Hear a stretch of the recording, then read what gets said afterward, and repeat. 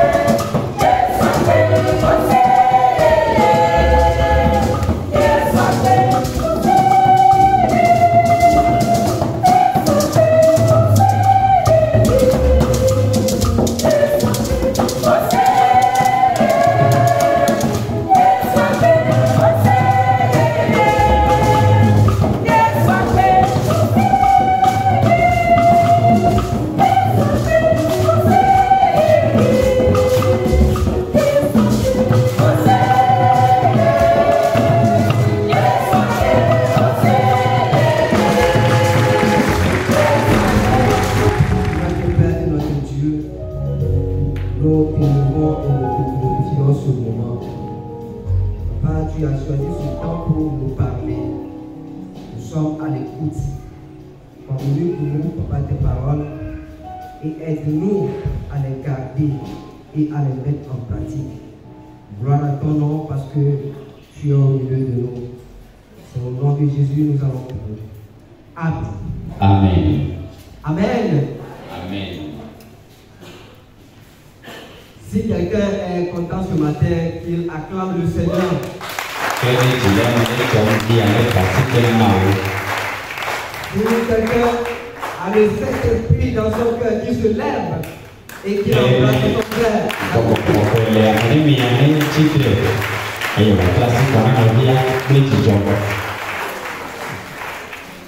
Amen.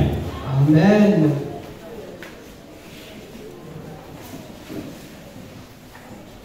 Nous avons plusieurs fois écouté ce message, mais ce matin, le Seigneur veut encore nous préciser quelque chose.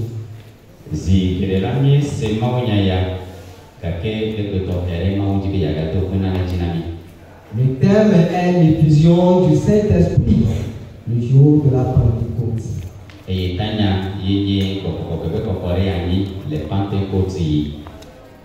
C'est 50 jours après la Pâque, les disciples de Christ se sont réunis dans la chambre haute selon la recommandation que leur Seigneur les avait faite.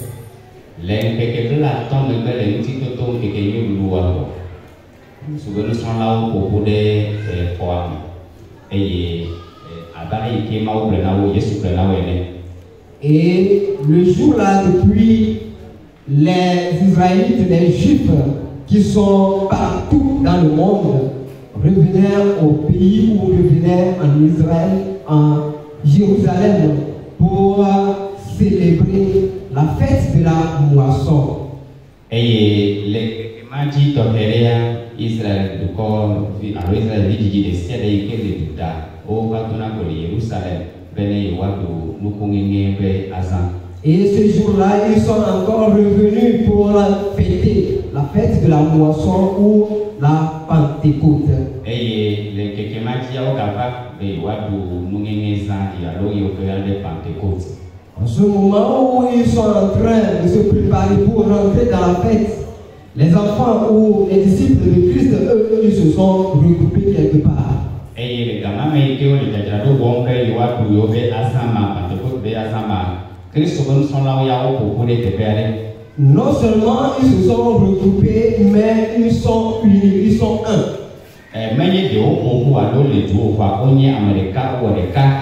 Ça veut dire qu'on peut être ensemble, mais ne pas être ensemble.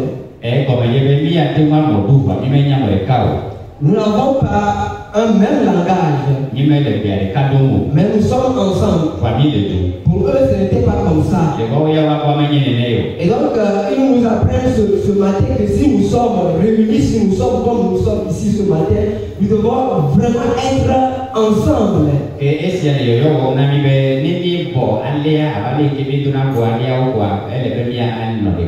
Nous devons parler un même langage. Et quand le Seigneur a vu cela, il a déclenché quelque chose au milieu d'eux. On dit qu'un vent impétueux a commencé par souffler au milieu d'eux. Et ils ont vu la puissance ou la gloire de Dieu comme le feu descendre sur eux.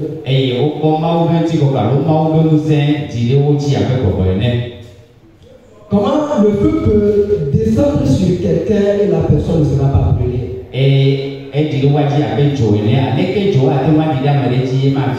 Et ils ont commencé par parler des langues diverses.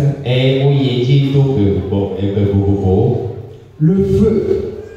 Qu'est-ce que c'est le feu? Nous tous, nous servons du feu pour faire quelque chose. Pour nous chauffer. Ou pour chauffer quelque chose.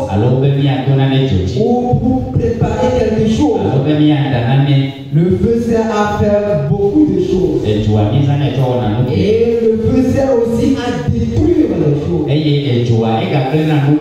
Quand nous allons dans le livre des autres, nous voyons que Moïse, quand il a vu le buisson ardent,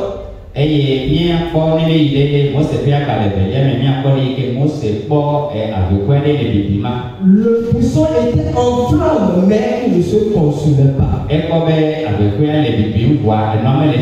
Comment il peut y avoir le feu quelque part et la chose sur laquelle le feu ne se brûle pas?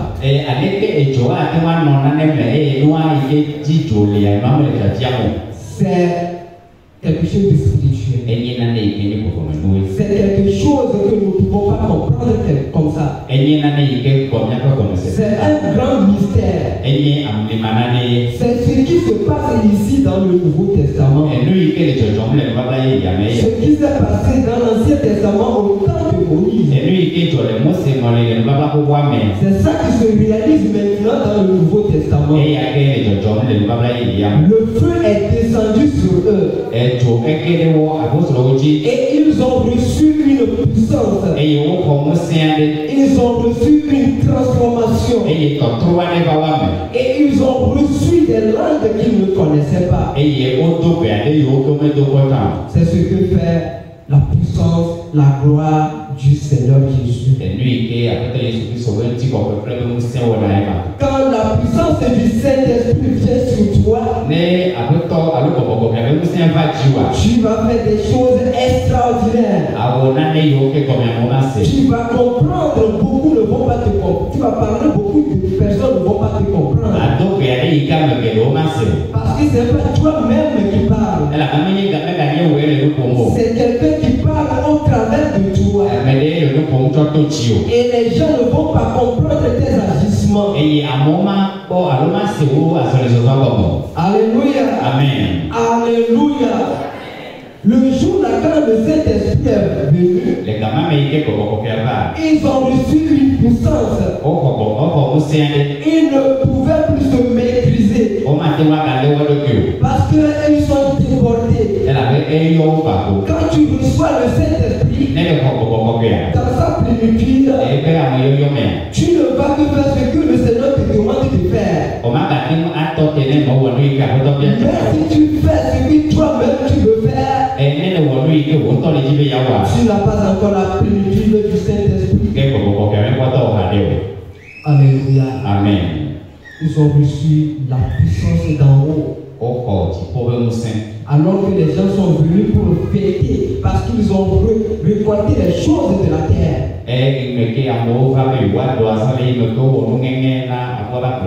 Ils sont en train de récolter les choses d'en haut.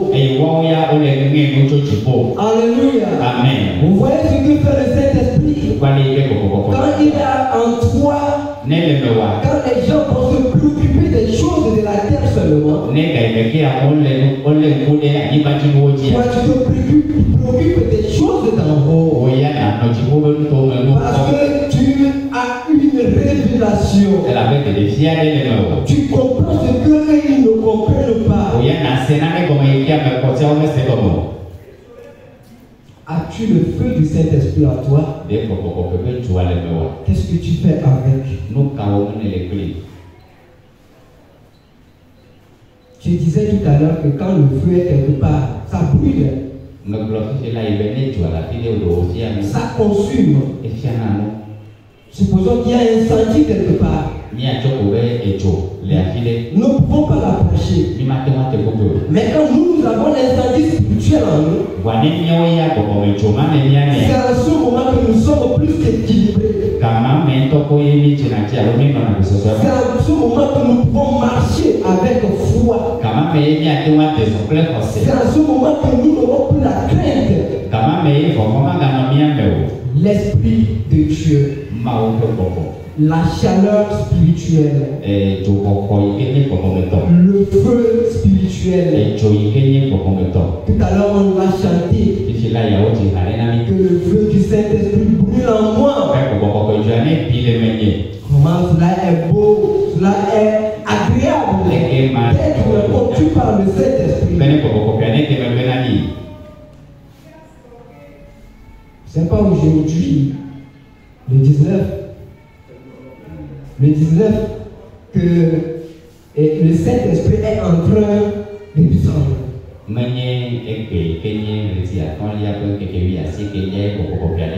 C'est répandu depuis. Nous sommes en train de commémorer. Donc si nous avons cette interprétation, donc nous ne sommes pas dans la Pentecôte. Nous sommes dans la descente du Saint-Esprit. Nous commémorons la descente du Saint-Esprit. Pourquoi? Parce que la Pentecôte, c'est pour se réjouir de la moisson terrestre. Mais nous ne nous réjouissons pas des moissons terrestres, mais des moissons célestes. C'est ça ce qui est la différence. Le Saint-Esprit est avec toi. Le Saint-Esprit est avec toi. Où il est en toi. Est-ce que le Saint-Esprit est avec toi ou il est en toi? Parce que dans l'Ancien Testament, nous voyons que le Saint-Esprit n'était pas permanemment avec eux. Le Seigneur leur accorde pour une mission spéciale.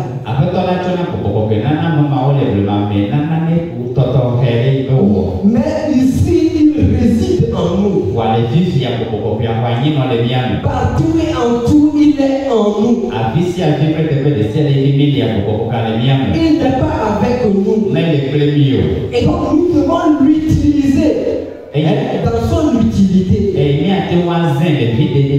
Parce que ils ont l'utilisé dans son bien. Mais comment nous l'utilisons aujourd'hui?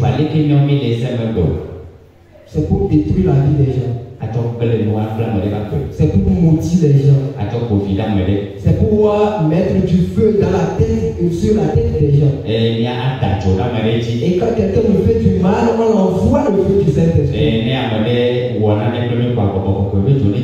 C'est pas la mission du Saint-Esprit. La mission du Saint-Esprit, c'est de faire du bien aux gens. C'est de restaurer les gens. C'est d'encourager les gens. C'est d'étudier les gens. C'est de faire des choses extraordinaires dans la vie des gens. Mais pas pour faire du mal à quelqu'un. Et donc, si tu es ici ce matin et tu crois que quand quelqu'un te fait du mal, tu vas l'envoyer le feu du Saint-Esprit pour le détruire. Non, ce n'est pas le feu du Saint-Esprit. Ce n'est pas la mission du Saint-Esprit. La mission du Saint-Esprit, c'est de nous aider à bénir. Et quand Pierre a reçu ce don, il a commencé par faire des choses qu'il ne pouvait pas faire avant. Il a commencé par prêcher la bonne nouvelle aux gens. Parce que ceux qui étaient venus croyaient qu'ils sont ivres. Parce que pour eux, c'est le jour de la fête de la moisson. Donc ils ont déjà très tout commencé la fête en buvant. Donc ils se sont saoulés déjà. Comme nous le voyons chez nous ordinairement. Quand il y a la fête, très tôt le matin, les gens tu ne peux plus les reconnaître. Ils se sont déjà saoulés. Et ils disent qu'ils sont dans la fête. Et je crois qu'aujourd'hui même, il y a des gens encore, très tôt le matin, ils se sont saoulés dans la descente du Saint-Esprit. Ils ont la mauvaise compréhension. Donc Pierre a pris la parole et les a évangélisés. Vous qui êtes ici, c'est vous qui avez crucifié notre maître. Mais il est mort, il est ressuscité, il est monté aux cieux. C'est en lui que nous croyons. Et la promesse qu'il nous a faite, c'est la réalisation de cette promesse que vous voyez. Amen. Amen. Amen. Amen. L'accomplissement de la promesse divine. La descente du Saint-Esprit. Et quand il les a évangélisés, ils sont touchés dans leur fort intérieur. Et certains parmi eux, du fait qu'ils se sont étonnés, ils sont approchés des disciples. Au bien, que pouvons-nous faire pour avoir ce que vous avez? À bien leur répondre, ça ne coûte pas grand prix. Il suffit seulement de confesser Christ, de lui donner votre cœur. Et là déjà, vous avez cette grâce. Ça nous apprend qu'une fois confessé Christ, nous avons le Saint-Esprit à nous. Nous n'avons pas confessé la foi ou confessé Christ aujourd'hui, et c'est l'année prochaine que nous allons recevoir le Saint-Esprit. Il suffit de croire seulement qu'il est le Sauveur, que c'est lui qui donne la vie, que c'est à lui que se trouve la vie. Il est le Tout-Puissant, il est le Créateur. Si vous croyez ça, vous avez le Saint-Esprit à vous. Et vous saurez comment l'utiliser. Mon frère, ma soeur, toi qui es ici, tu ne sais pas que tu as le Saint-Esprit en toi. Je voudrais te confirmer que tu as le Saint-Esprit en toi. Tu as l'Esprit de Dieu en toi. Est-ce que tu crois à ça? Alléluia. Amen.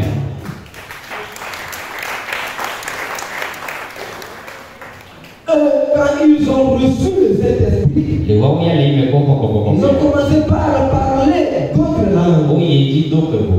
Mais toi, tu te dis que moi, je ne parle pas en langue. Et donc, je n'ai pas le Saint-Esprit en moi. Non, ce n'est pas seulement le fait de parler en langue qui démontre qu'on a le Saint-Esprit en moi. Sinon, il y a des gens aujourd'hui qui fabriquent la nouvelle langue, comment on l'appelle, qui fabriquent ces langues-là. Même s'ils sont poussés par le Saint-Esprit. Et quand ils ont parlé, ceux qui sont venus ont compris. Mais les gens, c'est pour mystifier les gens. Ils crient en langue. Mais ils savent même que c'est quelque chose d'appris. Et il y a aujourd'hui des écoles pour parler en langue. Il y a des écoles aujourd'hui qui apprennent comment prophétiser. Et quand vous le voyez, ils disent, je vais à l'école parce que nous sommes en train d'apprendre la prophétie. Comment prophétiser.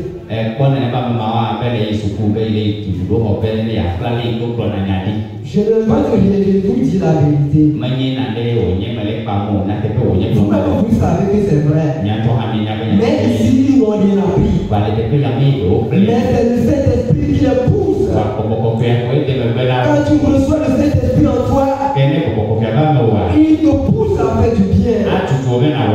Il te pousse à chercher du bien. Mais si toi tu es là, chaque fois c'est une multitude du mal aux gens. Le Saint-Esprit, il faut revoir ta relation avec le Saint-Esprit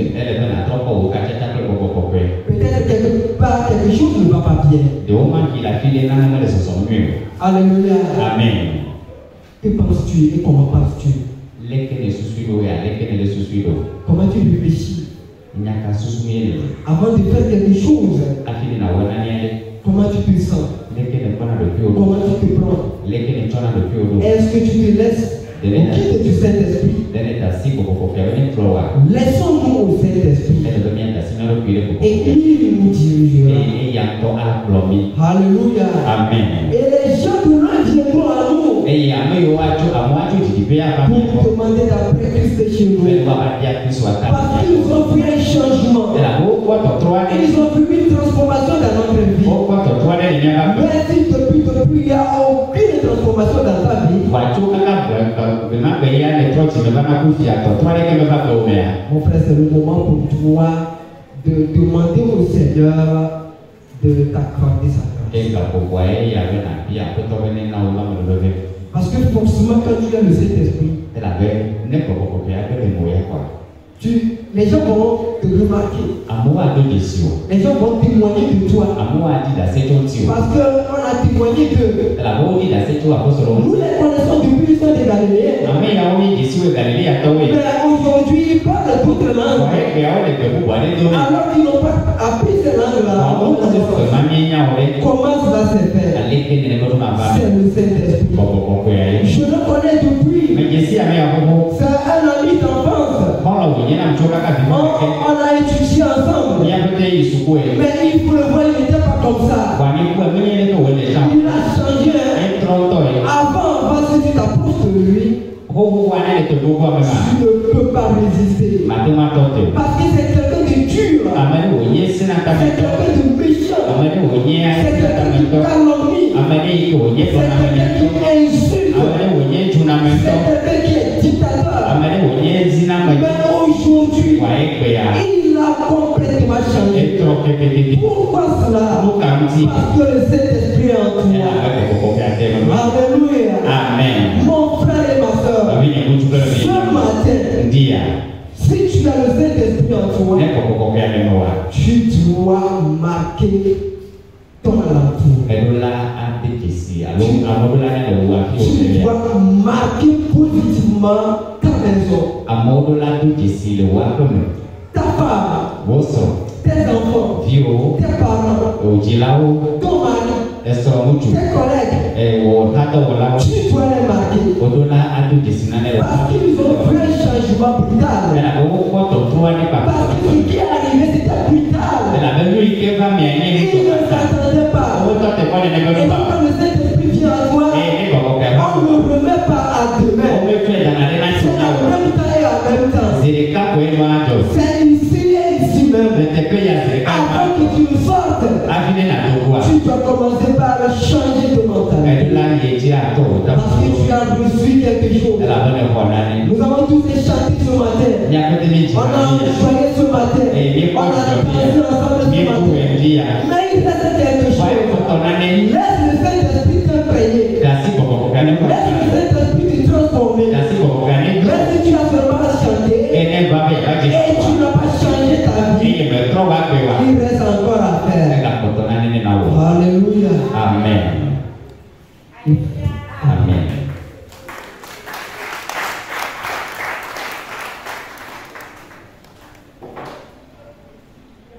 Si nous avons vraiment le Saint-Esprit en nous,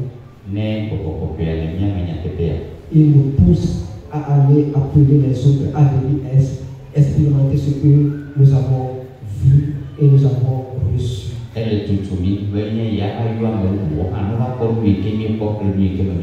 Nous sommes contraints à aller évangéliser.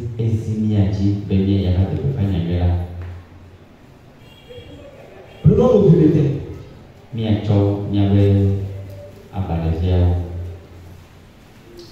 Notre précepte du jour dit ceci.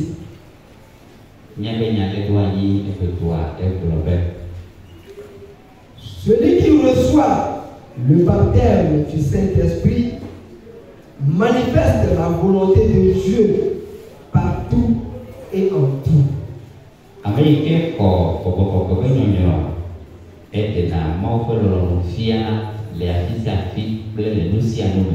Celui qui reçoit le baptême du Saint-Esprit manifeste la volonté de Dieu en tout et partout.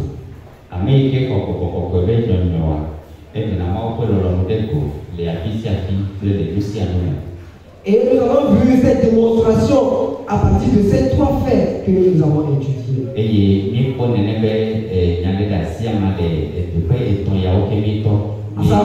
À savoir la manifestation du Saint-Esprit.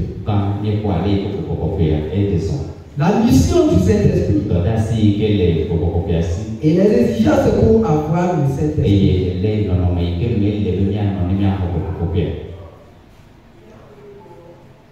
Que le Seigneur nous aide ce matin à nous laisser à sa disposition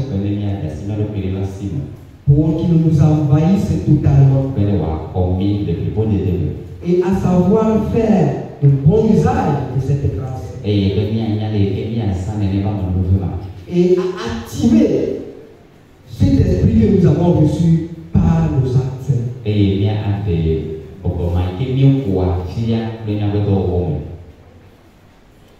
Est-ce que le Seigneur t'a communiqué quelque chose ce matin? Tu as compris quelque chose ce matin? Alléluia. Amen. Alléluia. Amen. Si tu as vraiment compris quelque chose, et si tu es d'accord avec ce que dit le Saint-Esprit ce matin, lis le principe avec moi. Le principe qui dit ceci: celui qui reçoit le baptême du Saint-Esprit manifeste la volonté de Dieu partout et en tout. Maintenant, nous allons reprendre une fois encore. Celui qui reçoit le baptême du Saint-Esprit manifeste la volonté de Dieu partout et en tout. Une fois encore, et maintenant très fort.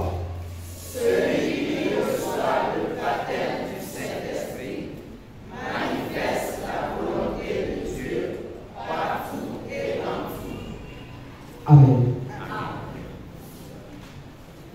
As-tu vraiment le baptême du Saint-Esprit?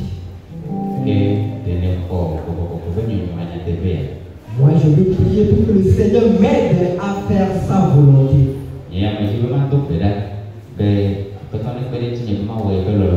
Et donc, si tu veux prier avec moi, je te prie de te tenir sur tes pieds.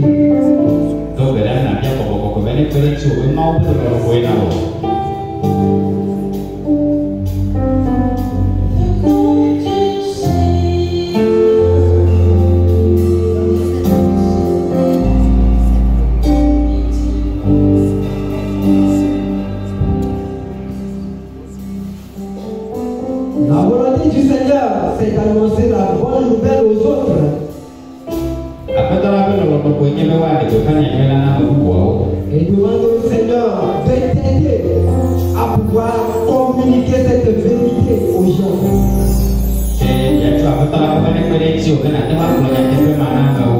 Peut-être que tu as la peur, tu as la honte, mais maintenant que le Saint-Esprit est activé en toi,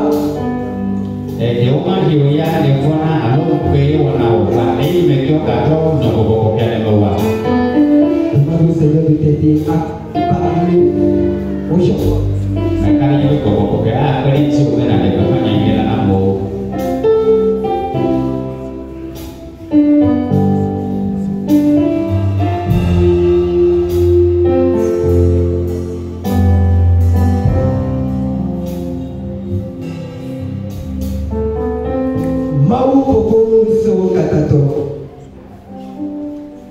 Yete akpela ode ekebe tete jani ya ekele chona milata. Yeto ko abelo beto ekele wo. Nous sommes venus à Bémélé, et que tout le monde est bien. Mais quand il dit quoi, c'est elle est bien, et souvent il est bien. Et on va venir les personnes sont mis à son, ou toi-même. Puis il y a aussi, elle est que le woman veut bien. Il y a des copains à beaucoup pour on va pour et il faut me faire ma mère. Mia de afoyoke adifia ya tebenya amiyawa okokokagaji okokokokokwe okonu na yeye eyi na de ko kuti chodeko ne Yesu Kristo be kame. Amen. Amen. Amen. Acclamation pour le Seigneur Jésus-Christ.